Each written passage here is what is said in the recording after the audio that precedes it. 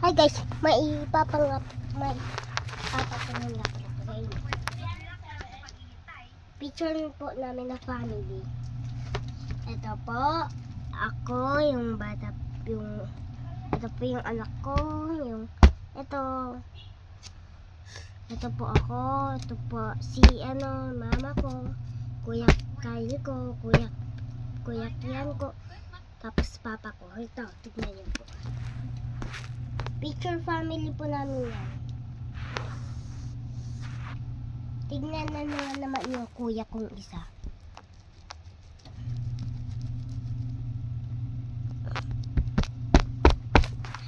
Grabe ang ganda nito. Bleh.